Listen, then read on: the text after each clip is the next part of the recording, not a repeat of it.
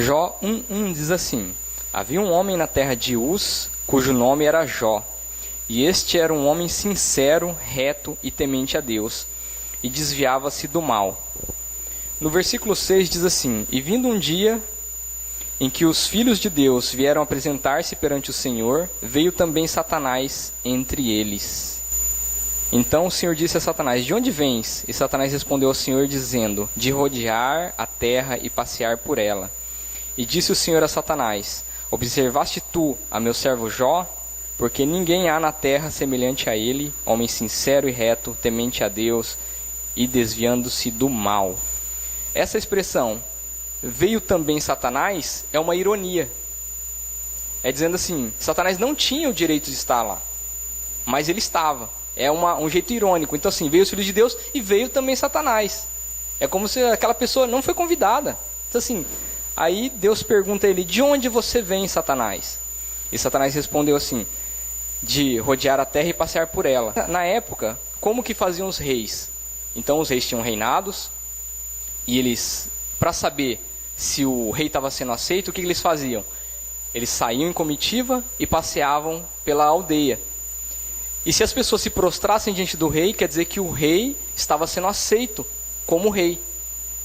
Mas, se alguém se rebelasse, então ele teria que fugir para o castelo e voltar com a escolta, e daí ter que matar os rebeldes que não aceitavam o reinado. Então o que Satanás estava dizendo aqui? Eu passei como um rei na terra e ninguém se opôs a mim. Todo mundo me adora. Todos lá querem que eu seja rei. E era isso que Satanás estava dizendo a Deus. Aí Deus disse assim: Jó não. Você viu Jó? Jó não aceita seu reino lá não. Jó não aceita o seu reino lá. Porque Satanás estava insinuando que a terra era dele. Aí Satanás continua na história aqui dizendo assim: não, o Senhor é injusto de abençoar Jó. Por que Jó adora o Senhor? Porque o Senhor encheu ele de bens. Então é por isso que Jó te adora. Mas começa a tirar as coisas que ele tem lá para ver se ele não blasfema na tua face. Aí Deus permite que Satanás toque a vida de Jó, para que se prove que Deus não é injusto. E aqui está acontecendo um tribunal. O nosso tribunal hoje, que a gente conhece, aquele tribunal americano, é muito diferente do tribunal da Bíblia. O tribunal da Bíblia não tem advogado. Você vai lembrar da história de Salomão, chegam duas prostitutas pleiteando um filho. E você não vê advogado nenhum naquele tribunal. Você só vê o quê? Um juiz. Quem que é o advogado de acusação? É a própria vítima. A que se acha vítima vai lá e acusa. Então ela leva. E ela tem que apresentar a própria causa. E daí quem que é o advogado e o juiz? É o rei, no caso, quem está julgando a causa. Qual que é a causa de Satanás nesse momento aqui? Ele está dizendo: a terra é minha.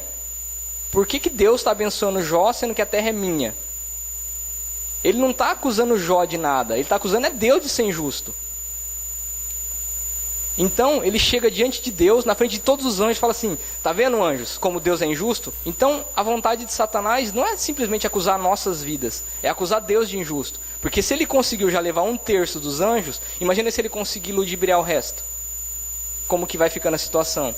Então ele não tem nada a perder, ele vai fazendo os joguetes dele. Quem ele puder enganar, ele vai enganar. A gente começa a ver que nós, como seres humanos aqui, temos que dar provas de que Deus é justo em nos abençoar. Então, quando você ora só em silêncio, não pode ser escrito no livro das obras que você está orando. Por quê? Porque só Deus é que sonda o seu coração.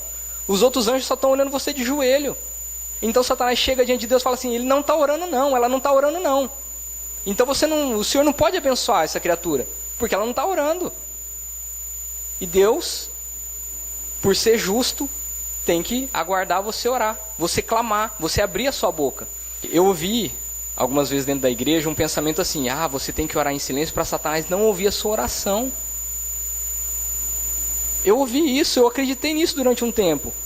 Até você procurar na palavra, na Bíblia, e a Bíblia não mostra isso. Isso é antibíblico. Isso é antibíblico, não tem nada na Bíblia dizendo que você não deve orar em voz alta. Não interessa o sinal que você vai pedir, Deus é Deus. Se você pedir para Deus e Satanás ouvir, ele que vai queimar no inferno, não é queima ele junto com a oração. Agora, se você orar calado, silêncio, ele vai acusar a gente diante de Deus, e Deus vai segurar a bênção. Por quê? Porque nós não estamos, na verdade, orando. Porque Deus está sondando nosso coração. Ainda que a palavra chegue à nossa boca, Deus já sabe. Só que os anjos não sabem. As outras criaturas não sabem. Então como você vai dizer que você pode ser abençoado mais do que o outro que também está lá chamando o gato? Então Deus é justo. Deus não pode abençoar mais um do que o outro. Então nós temos que fazer alguma coisa para que Deus nos abençoe. Então nós temos que demonstrar a nossa fé com obras. Nós temos que demonstrar. Não adianta só orar em silêncio. E é antibíblico. Lá em Mateus diz claramente como que a gente deve orar. Dentro do nosso quarto, nós fecha a porta, ora em secreto. Em secreto não quer dizer em silêncio. Quer dizer você e Deus. Satanás vai estar lá ouvindo? Se Deus permitir, ele vai ouvir. Se não, Deus não vai permitir ele ouvir também, porque está no secreto. É um lugar secreto. Por que chama secreto? Porque Satanás não tem acesso ao secreto. É você e Deus. Aí nós ficamos muitas vezes assim, presos àquela situação de que, se eu pedir esse sinal, Satanás vai me ludibriar com o sinal que eu estou pedindo e vai me enganar. É antibíblico isso. É antibíblico. É acreditar mais em Satanás que acreditar em Deus. Então, vamos tirar isso da nossa mente. Satanás não é tudo isso não. Que nem eu sempre falo que Satanás é só um tapete, um capacho. É só para a gente pisar em cima dele. E muitas vezes a gente dá muita moral para Satanás, achando que ele é muita coisa. Sendo que nosso Deus é muito maior. Maior é o que está em nós. Maior é o que está em nós do que o que está no mundo. E muitas vezes a gente fala assim, não, maior é o que está no mundo do que está em mim. Não, é ao contrário. Nós não podemos temer, nós não temos que temer nada. Se você está com Deus, se eu estou com Deus, não temos que temer mal algum. Então, não deixe Satanás te enganar, que você só tem que orar baixinho. Não, clamor, clamor. Êxodo 32, 33 diz assim: Então disse o Senhor a Moisés: Aquele que pecar contra mim, a este riscarei eu do meu livro. Muitas vezes eu até falei uma frase, eu estava até falando para Val hoje. Eu falei uma frase assim: no céu não tem borracha, você é salvo, você é salvo. Não é escrever o seu nome, daí apaga, daí escreve de novo, quando você peca, e daí você apaga. Não. Só que Deus está dizendo aqui que Ele risca. Ele risca. Deus está dizendo que Ele risca do livro dele. Mas daí se você for parar para pensar, para que Deus precisa de livro para começar? Deus não sabe todas as coisas? Para que Deus vai ter perda de memória para ter que olhar no livro quem está salvo e quem que não está? Deus vai ter que olhar no livro para ver o que você fez, o que você deixou de fazer? Deus é onisciente, Ele sabe todas as coisas. Mas então para que tem livro no céu? Exatamente para provar para os anjos, para os demônios, para os infiéis, para os fiéis, o que eles fizeram, quem foi salvo, quem não foi. E é por isso, porque Deus sabe todas as coisas, mas nós não, os anjos não. Então quando Satanás for perguntar por que ele foi salvo, o nome dele vai estar escrito no livro da vida, e o que você fez vai estar escrito no livro das obras. Para quem? Para Deus? Não, o livro não é para Deus, o livro é de Deus para provar para os outros. Então é para isso que tem livro lá. Deus não precisa de livro, não precisaria. Mas Deus é justo, então Deus está reunindo provas da nossa salvação. Deus está reunindo provas de que nós vamos prosperar, vamos ser muito abençoados em nome de Jesus. Deus está reunindo as provas. Então, esse Satanás que tem chegado diante de Deus lá e falado, não, eles não merecem ser abençoados. Ele vai cair por terra em nome de Jesus. Vai cair por terra. Nós seremos abençoados, mas nós temos que colocar no livro das obras lá as nossas boas obras. Os motivos pelos quais nós poderemos ser abençoados por Deus. E Deus chama a gente também de testemunhas. Além de estar escrito lá, peraí, eu vou chamar. O Júlio me disse que evangelizou uma pessoa que não deu muita moral para ele, não quis muito. E se essa pessoa realmente no final, ela não quiser e ela for condenada, e ela perguntar para Deus, por que eu estou sendo condenada? Além de estar escrito o que ela fez no livro das obras, o Júlio ainda vai ser testemunha. Deus vai chamar, Júlio, vem cá. Não está escrito isso aqui, não é verdade? É verdade, Senhor. Eu evangelizei, ela não quis. Além de estar escrito, ainda haverão testemunhas. O céu e a terra Deus chamou por testemunha de que Ele colocou a vida e a morte diante de nós. Então para nós também. O que quer dizer o céu e a terra? Os anjos do céu e nós aqui na terra. Nós seremos testemunhas de quem vai ser salvo e de quem não vai ser salvo. Em outro lugar da palavra diz que nós vamos julgar anjos. A igreja julgará anjos. Quem que são esses anjos? Os demônios. Os demônios. Quem que vai julgar? A igreja. Como testemunha. Lembre-se, você é salvo. Você é testemunha de Deus. Você é salvo. Saia daqui com essa salvação. Em Efésios 4:27 diz que não devemos dar lugar ao diabo. Se Satanás está tocando na nossa vida, é porque nós estamos dando lugar. Tem um motivo.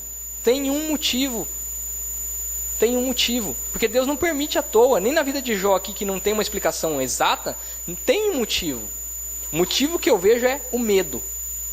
Deus permitiu Satanás tocar a Jó porque ele tinha medo.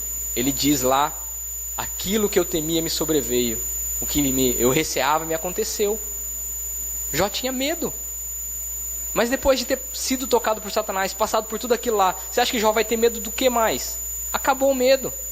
Então, mas por que acabou? Deus teve que permitir tudo aquilo para acabar o medo. Porque agora, no final, Jó olha e fala assim, eu te conhecia de ouvir falar, mas agora os meus olhos te veem. Agora eu tenho certeza, não é só de ouvir falar, agora eu tenho certeza que Deus é bom e que mesmo que eu passe pelo vale da sombra da morte, eu não temerei mal algum, porque o Senhor está comigo. E Deus queria que Jó entendesse. Então não interessa as adversidades que nós estamos passando. Não interessa. E quando Deus começa a permitir que o Satanás toque a nossa vida, a primeira pergunta que vem na nossa cabeça, meu Deus, por que Deus permitiu isso na minha vida? Eu estou indo para a igreja, eu oro, eu jejuo, eu faço boas obras. Por que Deus permitiu isso na minha vida? É a primeira coisa que vem na nossa cabeça. Mas a primeira pergunta que a gente deve fazer é, por que eu permiti que isso viesse sobre a minha vida? Por quê? Por que eu permitisse? Porque nós temos um livre-arbítrio, nós temos domínio sobre essa terra. O céu é do Senhor e a terra Ele deu aos homens. A terra Ele deu aos homens. Tudo o que acontece aqui é nossa permissão primeiro. Se tem alguém morrendo, é porque nós permitimos nessa terra Satanás matar. Alguém está permitindo. Alguém está permitindo. Aquele que Satanás está usando lá, o assassino, realmente, ele está permitindo ser usado por Satanás. Então, por que Deus permitiu a pessoa morrer? É primeiro, por que essa pessoa se permitiu ser usada por Satanás para matar alguém? Imagina, se nós permitimos aqui, Satanás sobe lá diante de Deus e fala, se o Senhor impedir, o Senhor está sendo injusto. O Senhor não deu a terra para eles? Não era para eles cuidar daquilo lá? Não era desde o começo para eles cuidar daquele jardim lá? E agora eles não estão cuidando? Como o Senhor vai abençoar? Como o Senhor vai impedir que isso aconteça? Então tem que ter algo para que Deus impeça aqui. Não é que Deus deixou de ser onipotente, não. Deus pode todas as coisas. Só que Ele quis assim. Não saiu da vontade dele isso. Ele quis que fosse assim. Ele criou essa regra para Ele mesmo. Ele deu a terra para nós e nós devemos cuidar dela. Ele quis dar. Não é que Ele ficou impedido agora. Ele não pode tomar, porque Ele não muda. Deus não muda. Deus não muda. A situação muda, nós mudamos, mas Deus não muda. Deus nunca mudou e nunca mudará. Então, não dê o direito de Satanás ficar te acusando. Porque ele não é um dedo duro. Entenda bem, é um tribunal aquilo lá. É o papel dele, ele pegou aquilo para ele. É a função dele acusar. Ele é como fosse um promotor de acusação. Ele não é um dedo duro, uma pessoa que viu você fazendo errado, vou caguetar. Não é caguetar. Você pode ver que muitas vezes você fala uma coisa errada e Satanás não vai diante de Deus direto. Ele junta provas para chegar diante de Deus depois, falar, as provas estão todas aqui, no processo. Agora eu posso tocar na vida dele, agora eu posso tocar na vida dela. Não é de imediato que Satanás toca na vida de ninguém quando peca. É muito difícil acontecer de imediato. Demora um processo. E por que demora? Porque ele reúne provas contra nós. Por isso que o pecado é perigoso. Você peca um dia, não aconteceu nada. Peca no segundo dia, não aconteceu nada. Peca no terceiro dia, não aconteceu nada. Quando pensa que não, aí Satanás correu com o processo, agora já vem a sentença sobre a nossa vida. E aí é que começa o negócio ficar feio. Então é assim que funciona, é um tribunal. Então não adianta você apanhar de Satanás, entrar em desespero e não mudar a atitude. Satanás está pegando a gente, cirandando a gente como trigo, e a gente continua na mesma atitude. Ai Deus está permitindo, né? A gente fica passivo, tomando, apanhando e passando por tanta humilhação. E pensando assim, ai, mas Deus está permitindo, né? Não, é a gente que está errado. Nós temos que nos levantar, deixar realmente tomar essa ira e falar, não, Satanás, eu não aceito isso na minha vida, não. E não se irar para pecar, que nem eu falei da outra vez. Usar essa energia para orar, para jejuar, para sair, para trabalhar, para fazer o que for, mas sair dessa situação. sair dessa situação. Enquanto você se conformar com essa situação, você vai continuar passando por ela. Por quê? Porque Deus está olhando e fala assim, se você permite, quanto mais eu. Você tem livre-arbítrio, você escolheu isso aí, eu não vou mudar isso para você. Você que tem que mudar. Até que chega o momento que a gente muda. A gente muda, glória a Deus, a gente muda. O Espírito Santo convence, a gente muda. Glória a Deus. Eu aprendi assim que, você não deve perguntar por que Deus permite, porque Deus te abandonou. Você não deve perguntar por quê. Você tem que perguntar para quê. Mas Jesus perguntou por quê. Foi Jesus que perguntou por quê. Ele estava na cruz. Jesus perguntou, por que me abandonaste? Jesus não perguntou para que me abandonaste. Jesus não perguntou, é assim que me abandonaste. Não foi. Foi por quê. Por quê? A primeira pergunta de Jesus foi por quê. Então não é errado perguntar. Não é errado perguntar. Errado é ficar insistindo na mesma pergunta. Jesus não perguntou 2 vezes. Perguntou uma vez só.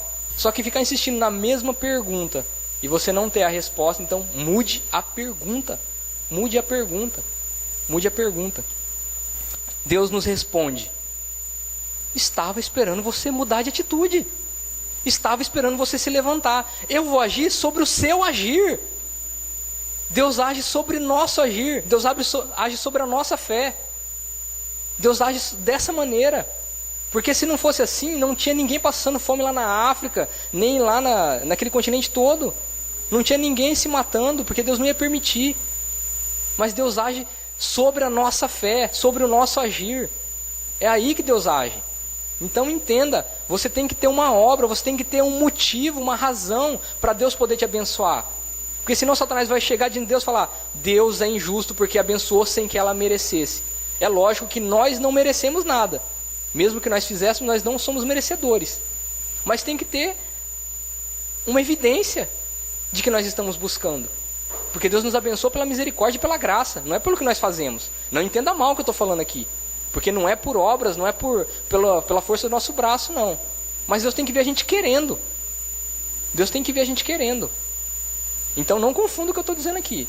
Principalmente pela salvação. Não é pela força humana que a gente é salvo. É pela fé. Então, só que como nós demonstramos a nossa fé? Qual que é a prova da sua fé? É quando você passa pela tribulação e a sua fé provada vale mais que o ouro. A fé provada vale mais que o ouro. Porque a fé sem provar não vale nada. É isso que está querendo dizer, o contrário.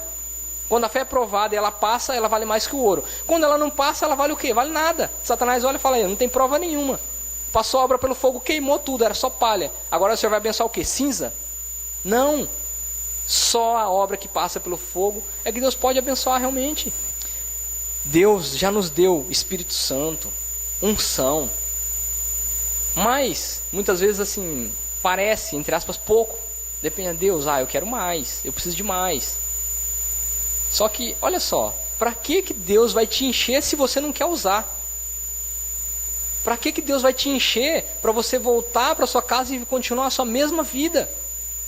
Para que Deus vai derramar o Espírito Santo para você andar no teto aí, falar em 30 mil línguas e profetizar e você sair daqui para fora e ser a mesma pessoa? Você abastece o carro para deixar ele parado na garagem? Não. Por quê? Faz até mal, estraga. É desperdício. Então, se Deus está te enchendo é porque quer que você ande, quer que você está colocando gasolina em você para andar, é para rodar, é para fazer. Agora, se não está colocando, então o que está acontecendo? É porque você não está fazendo. Então não adianta, Deus não vai investir em você se você não quiser fazer. Deus só vai investir em você quando você falar, eu quero fazer, Deus. A gente tem que andar muitas vezes na reserva, muito tempo aí, na fé, reserva, a gente anda na reserva. Aí que Deus olha e fala, realmente Ele quer, porque Ele está andando na reserva. Vou encher esse tanque agora. E daí Deus vem e renova a unção sobre a nossa vida. Então, em nome de Jesus, que nós vamos sair daqui renovados, com a nossa mente renovada, sabendo, nós temos uma obra, nós temos que provar a nossa fé. Não para Deus, porque Deus sabe todas as coisas, Deus já sabe o que a gente vai fazer amanhã, até depois de amanhã. Deus sabe tudo, mas os anjos não sabem, os demônios não sabem, os incrédulos não sabem. Então tem que ter motivos para a gente chegar e dizer, Deus é fiel. Fiel em quê? Fiel no pouco que eu fiz. Deus é fiel. Então Lucas 4,13 diz assim, e acabando o diabo toda a tentação, ausentou-se dele por algum tempo. Presta atenção nisso. Você venceu Satanás hoje? Glória a Deus, eu creio que você venceu porque você está aqui. Glória a Deus, você venceu porque você está aqui. Só que ele vai voltar amanhã. Ele vai voltar depois. Satanás vira assim e fala: eu vou voltar em momento oportuno. Eu vou voltar no momento que você estiver fraquinho. Vou voltar no momento que você estiver esquecendo da palavra. Eu vou voltar nesse momento aí, ó. No momento que você estiver lá de boa. Você não estiver nem pensando em Deus, é essa hora que ele vai voltar. Então o Satanás só dá uma volta e já volta para nos tentar de novo, para tentar fazer a gente cair. Foi assim com Jesus, não pense que vai ser diferente com a gente. Só que você recebeu poder e autoridade para pisar em serpentes e escorpiões. Eu vou falar bem baixinho que é para ele não ouvir. Pisa na cabeça desse capeta em nome de Jesus. Não vamos nos conformar com essa situação, não. Não vamos nos conformar com a tristeza, com a doença, com o problema financeiro, com a família destruída, com os nossos parentes que estão daquele jeito. Não vamos nos conformar com isso, não. Não vamos nos conformar. Nós recebemos aquilo que a gente precisa. Recebemos dons e talentos. Recebemos tudo que a gente precisa. Senhor Deus, essa é a Tua palavra, Senhor. Um pouco dura sim, ó Deus, mas que nós venhamos a acordar, a despertar, Senhor, em nome de Jesus. Que nós venhamos, ó Deus, a dar fruto, Senhor. Que nós venhamos a clamar, Senhor. Abrir a nossa boca, Senhor. Não falar palavras bonitas, ó Deus. Nós não queremos, ó Deus, falar palavras bonitas, Senhor. Não, Senhor. Nós não queremos, ó Pai. Nós queremos falar aquilo que está no nosso coração, ó Deus. Nós precisamos, ó Deus, externar, Senhor, aquilo que está no nosso coração. Ó Senhor, nós somos tão falhos, ó Deus, tão fracos. Senhor, nós precisamos tanto, Senhor, da Tua direção, ó Deus. Em nome de Jesus, vem sobre a Sua igreja, Senhor. Vem sobre a Sua igreja, Senhor. Vem sobre as nossas vidas, ó Deus. Nós estamos implorando, Senhor, pela Tua misericórdia, Senhor. Deus, nós imploramos, ó Deus, pela Tua misericórdia, Pai. Vem sobre as nossas vidas, ó Deus. Vem sobre as nossas vidas. Socorre-nos, ó Deus, porque entregues a nós mesmos, ó Pai, nós vamos perecer, Senhor. Não nos deixe entregue as nossas paixões, ó Deus, as nossas vontades, ó Deus. Em nome de Jesus, conduz as nossas vidas, Senhor. Tu és o nosso pastor, ó Pai, nós somos ovelhas rebeldes, ó Deus. Senhor, vem em busca das nossas vidas, ó Pai. Ó Senhor, não nos deixa passar, Senhor, mais um dia na caverna, Deus. Vem, Senhor, curar as nossas feridas, Senhor. Vem, Senhor, em nome de Jesus. Não nos deixa, Senhor, nessas mazelas, ó Pai. Não nos deixa, Senhor, nessas coisas que nos atrapalham, Senhor. Em nome de Jesus, ó Pai. Senhor, retira de nós, ó Deus, o perfeito louvor, ó Deus. Em nome de Jesus, um louvor sincero, Senhor, vindo de um coração, ó Deus, aberto, Senhor. Perdoa, Senhor, os nossos pecados, ó Pai. Perdoa as nossas falhas, ó Deus. Em nome de Jesus, ó Deus. Ó Senhor, a Tua palavra diz que quando o Seu povo, ó Senhor, quando o Seu povo se arrepende, Senhor, o Senhor olha do céu, Senhor, e vem sarar a nossa terra. Sara a nossa terra, sara a nossa vida, sara o nosso coração, sara a nossa igreja, a nossa família, sara os nossos parentes, sara essa nação, Senhor. Sara, Deus, sara, Senhor, em nome de Jesus. Sara, Senhor.